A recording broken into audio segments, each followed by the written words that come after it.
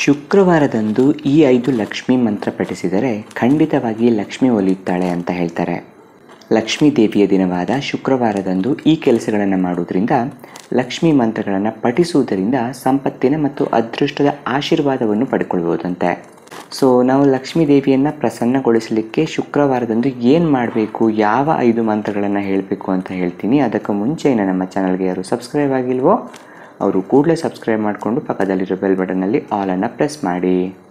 ಮೊದಲನೇದಾಗಿ ಲಕ್ಷ್ಮೀ ದೇವಿಗೆ ಬಿಳಿ ಬಣ್ಣದ ಆಹಾರ ತುಂಬ ಇಷ್ಟ ಅಂತ ಹೇಳ್ತಾರೆ. ಸೊ ಲಕ್ಷ್ಮೀ ದೇವಿಗೆ ಬಿಳಿ ಬಣ್ಣದ ಆಹಾರವನ್ನು ಕೊಡಬೇಕಾಗತ್ತೆ. ಖೀರ್ ಅಥವಾ ಸಕ್ಕರೆ ಮಿಠಾಯಿಯನ್ನು ಅರ್ಪಿಸಿದ್ರೆ ಅವಳು ಶೀಘ್ರದಲ್ಲೇ ನಿಮ್ಮ ಮೇಲೆ ಒಲಿತಾಳೆ ಅಂತ ಹೇಳಲಾಗ್ತದೆ. ಅಷ್ಟೇ ಅಲ್ಲದೆ ಬಿಳಿ ಬಣ್ಣದ ವಸ್ತ್ರ, ಬಿಳಿ ಬಣ್ಣದ ಹೂವು ಮುಂತಾದವುಗಳಿಂದ ಆಕೆಯನ್ನು ಪೂಜಿಸಿದರೆ ಲಕ್ಷ್ಮೀ ದೇವಿ ನಿಮ್ಮ ಮೇಲೆ ಸಂತುಷ್ಟಳಾಗಿ ನೀವು ಬೇಡಿದ್ದನ್ನು ಕರುಣಿಸ್ತಾಳೆ ಅಂತ ಹೇಳಲಾಗ್ತದೆ. ಲಕ್ಷ್ಮೀ ದೇವಿಯನ್ನು ಪೂಜಿಸಲು ಬಯಸುವವರು ಶುಕ್ರವಾರದಂದು ಲಕ್ಷ್ಮೀ ದೇವಿಗೆ ಪೂಜೆ ಮತ್ತು ನೈವೇದ್ಯವನ್ನು ನೀಡಿದ ನಂತರ ಕನ್ಯೆಯರಿಗೆ ಆಹಾರವನ್ನು ಅರ್ಪಿಸಬೇಕು. ಇದು ಲಕ್ಷ್ಮೀ ದೇವಿಯನ್ನು ಮೆಚ್ಚಿಸ್ತದೆ. ಲಕ್ಷ್ಮೀ ದೇವಿಯನ್ನು ಈ 5 ಮಂತ್ರಗಳಿಂದ ಪೂಜಿಸಿದರೆ ಅವಳು ತುಂಬ ಸಂತೋಷ ಪಡ್ತಾಳೆ.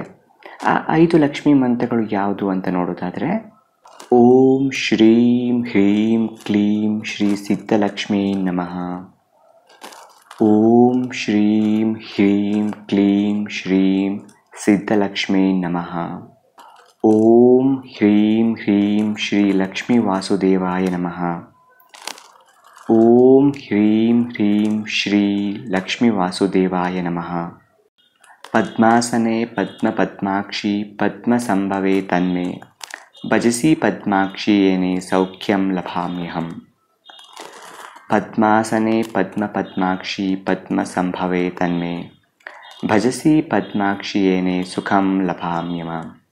ಓಂ ಶ್ರೀಂ ಹ್ರೀಂ ಕ್ಲೀಂ ಶ್ರೀ ಸಿದ್ಧಲಕ್ಷ್ಮೀ ನಮಃ.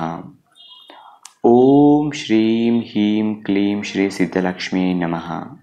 ಓಂ ಹ್ರೀಂ ಶ್ರೀಂ ಕ್ಲೀಂ ಕ್ಲೀಂ ಶ್ರೀ ಲಕ್ಷ್ಮೀ ಮಾಗ್ರಹೇ ಧನಪೂರಯೇ ಚಿಂತಾಯೇಂ ದೂರಯೇ ಸ್ವಾಹ.